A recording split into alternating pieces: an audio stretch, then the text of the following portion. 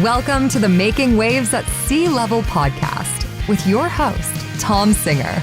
In each episode, we will explore the interesting stories of business executives, entrepreneurs, and industry leaders who are shaking things up and growing their companies. It is time to make some waves. Now here's your host, Tom Singer.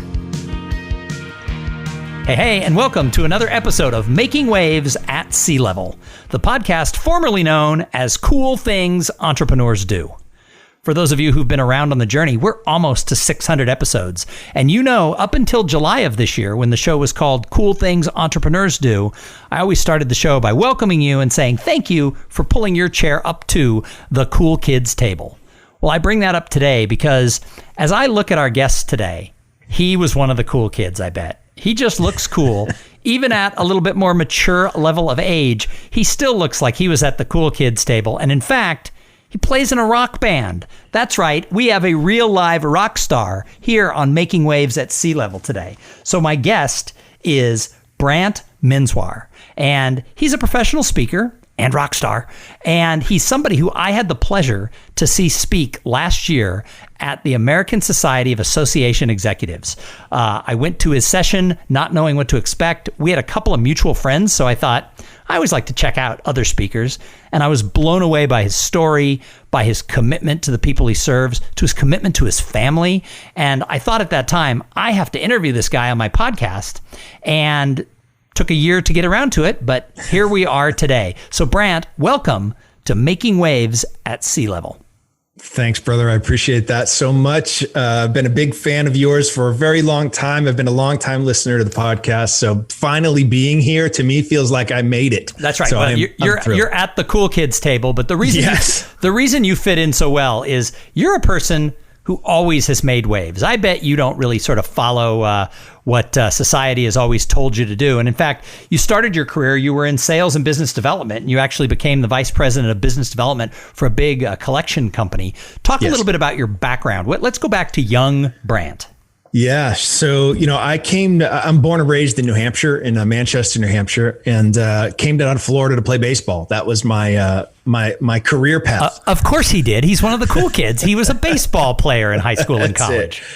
That's it. I came down. The plan was to, I played for Florida Southern, who is one of the top schools in the country, and planned on playing professionally when I was done, but I got hurt, and nobody wants to talk to you with a bad wing. And what position did you play? I pitched. Oh, well, there you go. Yeah, well, you need a good wing if you're going to be a pitcher. I played Little League as a kid, but there was a term for me. It was a lame-o. I wasn't really that good. I was the 2 to 4 inning guy in right field. Picking daisies out there. Yeah, I get it. It's I needed something else to do when I stopped playing ball because, we practiced for like 6 hours a day. And so I started to sing, believe it or not. I got involved in the sort of the concert chorus and then into a octet that they at school would use to sort of promote things, different things around the campus. And then I was in a quartet and got out of that and just dove right in. Now I got to jump in though. You were in the quartet before college quartets were cool, because you're about the same age I am. So if you go back to the late 80s, early 90s, the quartet wasn't the cool kids table. No, and if you saw my haircut back then, you'd know it really wasn't cool because I had the McDonald's arches, baby. I had, the full little M going on. We sang, the highlight of the quartet was we sang the national anthem for 40,000 people at the time was Joe Robbie Stadium in Miami. And we were wearing like American flag type shirts. I mean, with our shirts tucked in with the belt. I mean, it wasn't pretty, man. But you know what? We survived. I went into sort of the corporate world, into sales in a variety of different ways. Had a buddy that went to work for an organization that was in the collections industry up in North Carolina. And after about 6 months, he's like, "Hey, man, we make ridiculous money here. You got to come check this out." And so I went up to Boone, North Carolina, and we started to, I started to work there for, at the time it was called Milliken and Michaels. And they were a fairly large firm that ended up getting acquired about a year or two later. And I was in the sales side. So I worked with the clients and managing the bad debt. I didn't deal on the debtor side of things, but I had a very successful run there. After about 5 years, I became the vice president of business development for the organization after we were acquired. And, it was great. I hated my job, but the money was so good. It kept me there for longer than I wanted it to. Yep. But I say it all the time to people who listen to the show, be careful about putting your career ladder against the wrong wall, because there's nothing worse, even if you're successful and you make crazy money, than climbing that ladder and getting to the top and going, I don't want to be here. It was awful. I mean, the funny thing was, like, I got to this point where I was making a really good living, but I was still in my late 20s. And so, we ended up getting acquired again, and they sort of came in and lopped everybody off that was at the C-suite level of the organization I was with. So all of a sudden, at like 29 years old, I can't get a job because I'm making more money at that time than most of the jobs I was interviewing for. And I was 29 years old. No one wanted to pay me that kind of money to go work somewhere. And so, I had this at that time, I had this calling in my life to do music. It's what I felt like I was supposed to do. And so grabbed my wife and kids and we moved back to New Hampshire, where I'm from, and got basically our feet under us again. And I was able to book some. I took 6 months and said, I'm going to work this job. I sold CAD CAM software, which to this day, I still couldn't tell you what the hell I was selling, but I was doing, it's the only thing I could find that would pay me. So I'm like, okay, I'm going to sell this 5-axis something or other that I couldn't explain to you if you asked me. And so we did that for 6 months. Every day I'd come home and I would try to book gigs for me to go play when I set this date out in the future that said, on this day, I'm going to quit my job and I'm going to become this touring musician.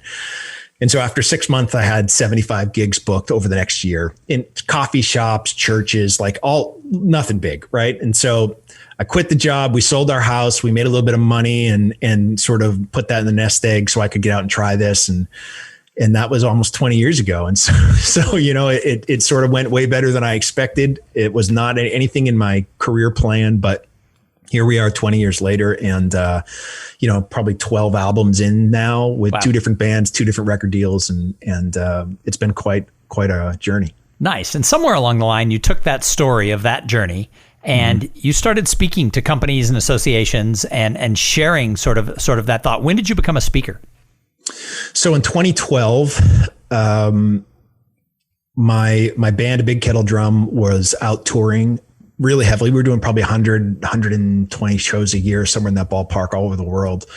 And my oldest son at the time was 14, and he was diagnosed with this rare blood cancer. And so it pulled me off the road. We lived in the hospital for about 260 plus days with him battling. And so I had to figure out something to shift to. I couldn't go back. I knew he was going to need he survived, but I knew he was going to have some extensive care that had to happen afterwards. And so I couldn't be gone for weeks or months at a time on tour. So I started to shift. I had a friend at that time named Alan Schaefer, who started this organization called Banding People Together.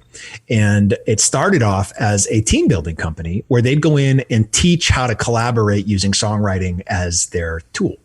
And so we'd go in and break companies into groups of, say, 15 or 20 people, and they'd become bands, and they'd have to come up with a band name, and they'd have to agree on a whole bunch of things. And we teach them sort of this co-writing, songwriting process to teach them how we can work together, even if we all have different ideas. And so, that took off and morphed into this collaborative consultancy where we built out our own methodology, and we sort of took the science behind DISC and a few of these other behavioral assessments and stripped out everything that didn't have to do with collaboration. And we started to create this ability for people to operationalize the collaborative process.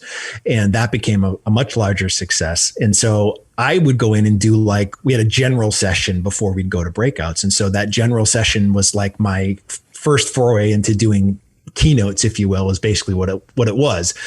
And after a couple of years of doing that, I just had this idea on my own of I wanted to focus in the core values and purpose lane.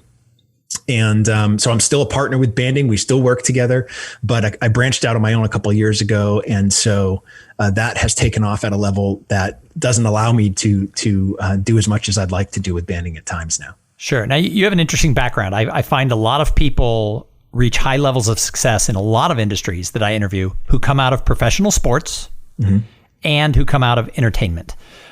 What do you think you learn from both having played baseball? Granted, you didn't make it to professional, but you were playing college. At that level, what do you learn from sports and what do you learn from entertainment to be a touring musician that you're able to take into the corporate world?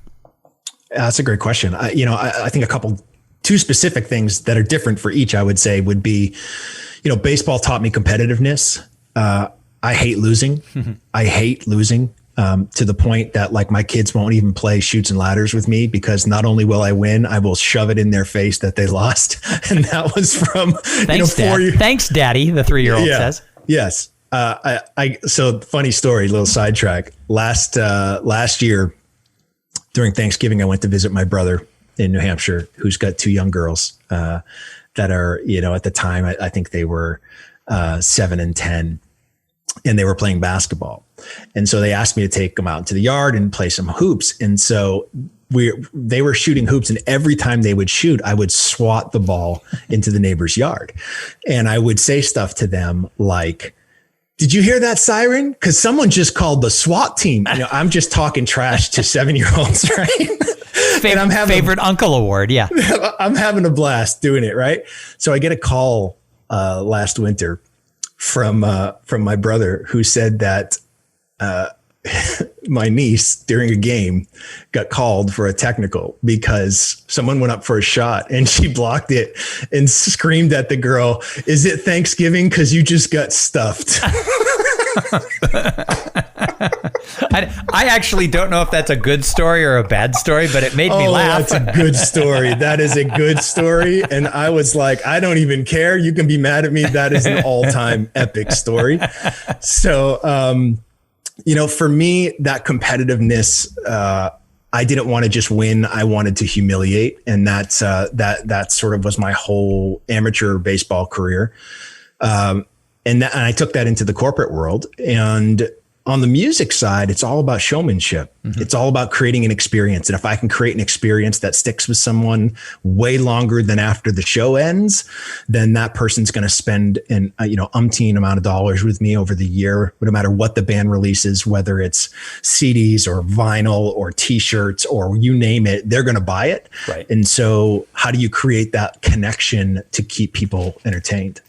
So I want to pivot to talk about this new book that you have. We could talk about all the stuff you've done and stuff, but we have a half-hour show. So I want to talk a little bit about your new book, Black Sheep. So can you tell us about this book? It comes out the end of September, so everybody should get ready. It's about a month or so away. Yeah. So here's the thing. I was 47 years old when I figured out why black sheep aren't valued like the rest of the flock. I had no idea. And all of a sudden I find out that the reason that farmers don't value black sheep like the rest of the flock is a black sheep's wool cannot be dyed. So every black sheep is 100% authentically original. So I'm sitting here for most of my life feeling like a black sheep for different reasons, right? So interesting enough, in the research for this book, it's not just the person who makes the decision that separates them from the pack, or maybe they dress a little differently, or they like different music, or they're a loner, or they're an outcast. That's sort of the tag that we put on black sheep. But I have to tell you, especially people at the C-suite level, there are some people who are so successful at what they do that they've outpaced everyone, and they have separated themselves so far from everyone else that they're a black sheep. They're not in with everyone else. And that had been a lot of my success up to that point. And so, and that's true. That's true. When we look at the people who, we talk about, who do you admire? The Steve Jobs, the Elon Musk, the people like that. Oftentimes they've just outpaced everybody. And I love the expression, a black sheep's wool can't be dyed. Yeah. Yeah. And so, for me, that's the goal in my life, is to be who I am created to be. I want to be 100% authentic in everything I do. I want to be a unique original in everything I do. And so I started to do the research into what that was. And so for me, I believe we all have this flock of 5 black sheep values.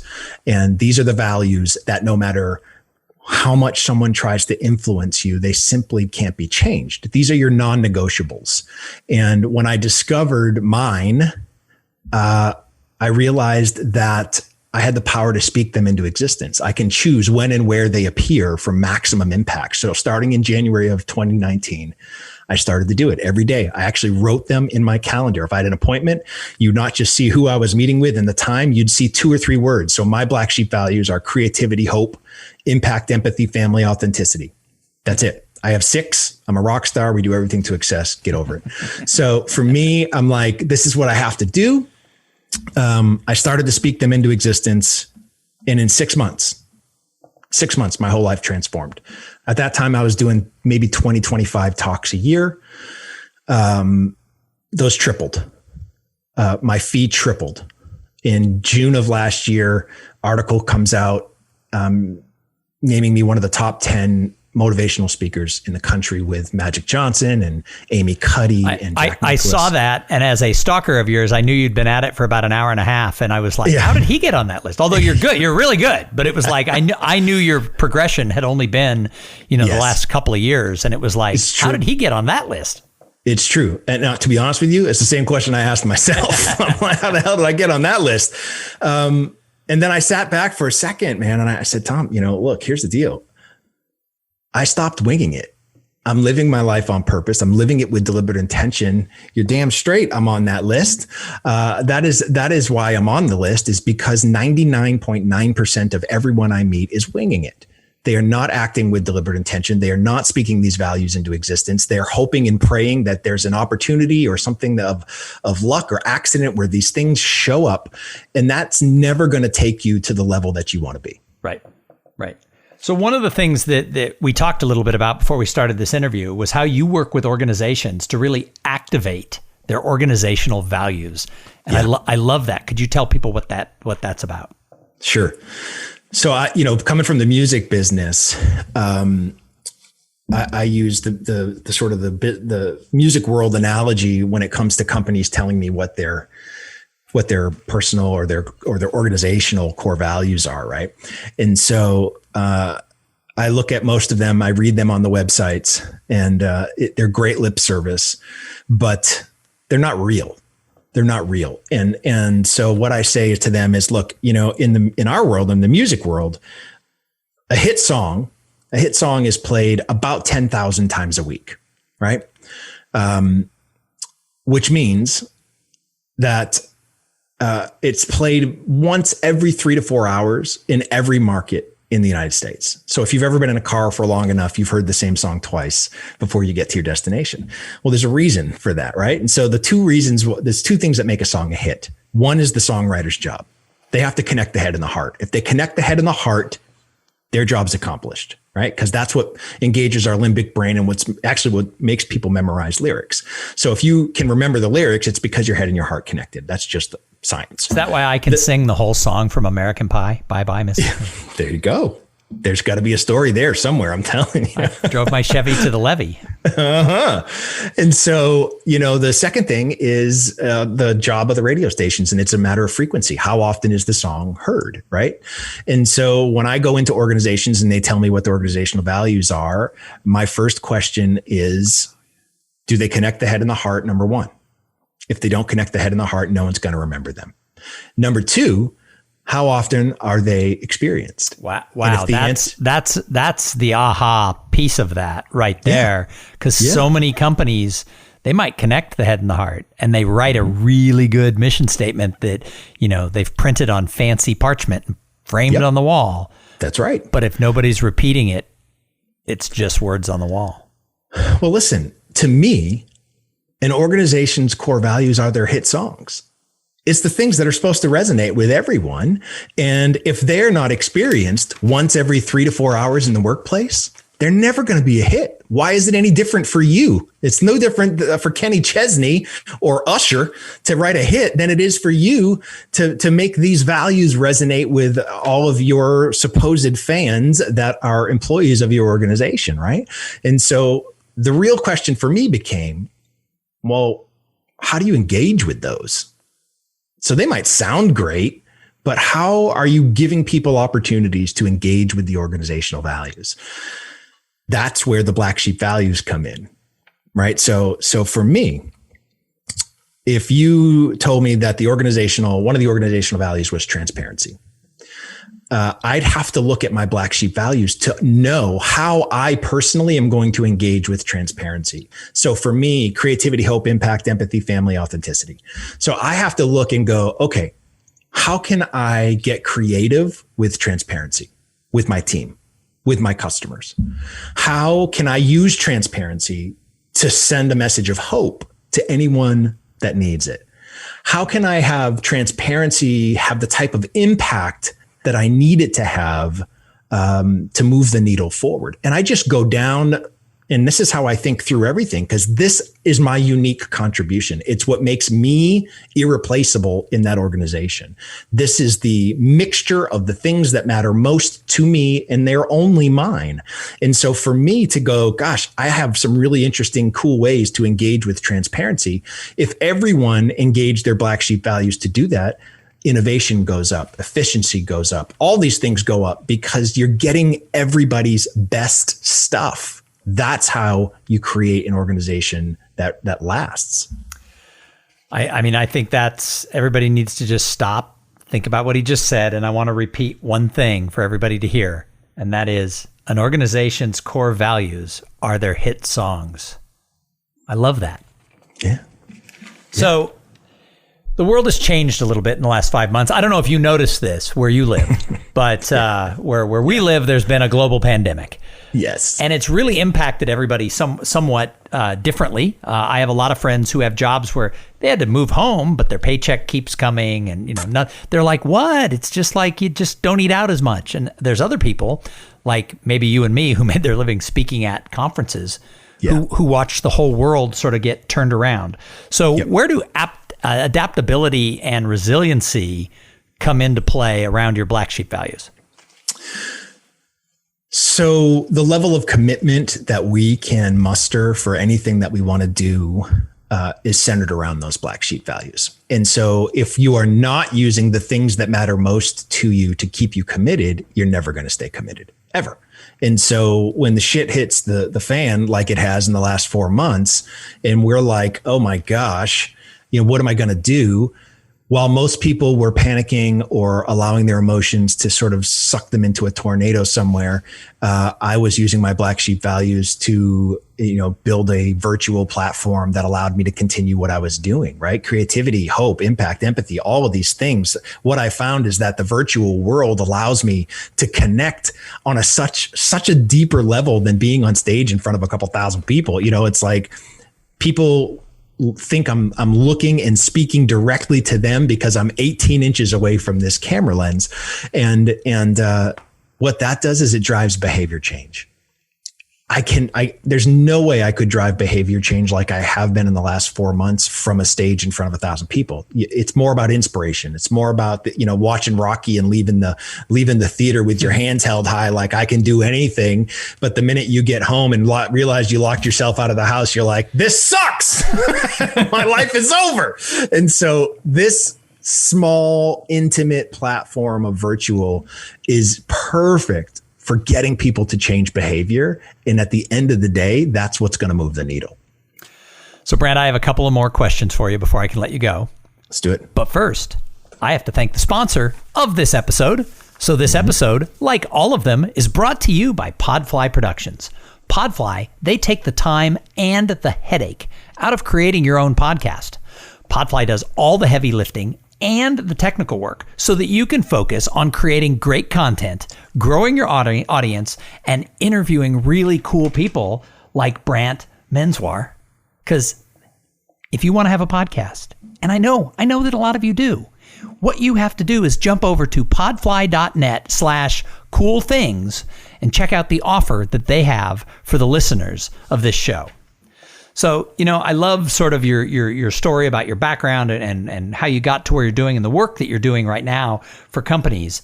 But I'm really interested in these black sheep values. So how does one go about identifying their 5, or I'm going to have 6 too, because I want to be cool like you. That's right. So there's a couple of different ways. We've developed an online assessment that you can go to findyourblacksheep.com and take the assessment. And what it's going to do is it's going to walk you through 125 or so commonly held core values, get you to sort of pick the ones that really resonate with you. And then we take whatever that selection is and we sort of filter them into 5 different boxes based on likeness. So things like empathy and sympathy are in a box, achievement and success are in a box. And we sort of separate them in that way. And then you get to pick one word. What's the one word you can't live without from each box? And that becomes your initial flock of 5, right? So the truth is that I know, after doing this thousands of times in the last year and a half, that 2 or 3 of those black sheep values are undoubtedly real and 2 or 3 are bullshit. They are aspirational sheep. They are who you want to be, but they're not who you are. And so when you go to start tracking, I call it counting sheep. When you go to start counting sheep and looking for proof that they exist in your life, you will find 0 evidence because they're not real. They live in the future, and we don't live in the future. We live in the present. And so we have to look for the stuff that appears now. And so we work and we look for different words, and we do something that I call leveling up, which is, if you told me that community and relationships and faith and family are 4 of your black sheep values, I would say none of those are your black sheep values. Connection is your black sheep value, and you just gave me 4 ways of which you experience connection. And so that's sort of the work that I do right now. And the second way that we do things is really fun, is talking about your favorites. So there's a reason we all have favorites, right? And it's the same sort of idea that goes along with remembering song lyrics, is that favorites connect the head and the heart. And so give me one of your top 3 favorite movies of all time, Tom. Apollo 13. Ooh, okay. That's a good one. So can you tell me in 30 seconds or less, give me the summary. What is that movie about? Like, what's the Cliff Note version of that movie? To me, the whole movie is about when they walk into the control room and they pour everything onto the table. It said, this is all that they have. We have to find a way to make the air filter out of this. Yes. With the stuff they have up there, you can't use anything else. And by the way, you've got a couple hours to do it or your coworkers die. That's what the movie's about. Yes. So when we dig into that, what I'd look at is the words you choose to describe things. And thematically, what resonates with you. So I saw themes of determination, of perseverance, of timeliness. Scrappy's probably not one of the words on your list, but that's the word I like. We'd call that resourceful. My dad always said, go be scrappy. Yes. And so those are breadcrumbs that lead us back to the things that really matter to you. It's why it's your favorite. It's, for me, Happy Gilmore is one of my favorite movies of all time. And it's not because Adam Sandler and I went to the same high school, which we did. He's a couple years older than me. Nice. But it's because all of my black sheep values are presented and represented in that movie. And so why wouldn't it be my favorite? Of course, it fed all my sheep. I walked out of there like at a buffet, it was fantastic. And so those are the things that you start to look at. You start to find this proof that what you say is the most important thing in your life actually is. That's awesome. So people can go and take this quiz now, even though the book hasn't come out. The quiz is live. It is. So that is findyourblacksheep.com. I'm going to go take this as soon as I have one other interview when we finish, and then I'm going to go take the Black Sheep quiz. It's fun. Brant, I have to tell you that normally when we talk about counting sheep, it puts people to sleep. But yes. You're sort of waking me and the audience up here with this idea around counting sheep. So as we sort of wrap this up, what advice do you have for business leaders who need to do more, whether it's in this COVID world or the post-COVID world? What advice do you have? So here's this. For your visual audience, it is time to wake up. Is that a chapter in the book? He just held up a book. You literally, it's not a chapter, but it's a quote in the book. It's time to wake up. It is. Here's the deal. If you want to reach the highest levels of potential that your organization has, you have to stop winging it. You have to. Most people won't agree that they're winging it, but if they can't tell me what their 5 personal core values are, the things that matter most to them, why they matter most, give me a couple examples from their childhood as to how these things formed. People can't do it because they've never taken the time, which means they're winging it. And that's fine. It's gotten you where you are, but it will never be sustainable high performance ever until you start to live with deliberate intention. And that's what this is all about. So if they really want to reach that next level, the competitive advantage is figuring this out. So, Brant, before I let you go, I've got one more question. When you look out at the world of business, what business leaders out there do you say, wow, she or he, they're the ones making waves? Essentially, who do you admire? Well, Kat Cole is someone that I think is, unbelievable. I met her when she first started speaking. That's the advantage to serving as a master of ceremonies, is I get to meet a lot of speakers because I stay around the whole time. I've known Kat for a couple of years and have been blessed to work with her team at Focus Brands. And, there's a reason that the Undercover Boss episode with Kat Cole is the #1 episode they've ever done. And that's because she is a powerhouse on every level. She's amazing. Kyle Smith is the CEO of Nothing Bundt Cakes. If you've ever been into a Nothing Bundt Cakes or ate one of their delicious buntlets or buntinis, or I have, and they're delicious. Oh man, or just bury your face in one of the giant bun cakes they sell, which I have done on occasion. Red velvet, man, that's my favorite. And Kyle has built a culture within Nothing Bundt Cakes that has allowed the franchise model to shine because they know exactly who they're looking for and they know exactly what type of person is going to succeed within their culture. And so they do a lot of work before they even hire, award a franchise to someone. A lot of the franchisees come from within the organization itself. And so they sort of learn and understand sort of in that Chick-fil-A model in a lot of ways, where it's people who work their way up that get rewarded with a franchise. And it's very similar to that within the Nothing Bundt Cakes world. But I've been blown away by his leadership there and their ability to weather, the storm through good and bad. And everybody loves bundt cakes. So yes. Who doesn't love a good bundt cake? Right.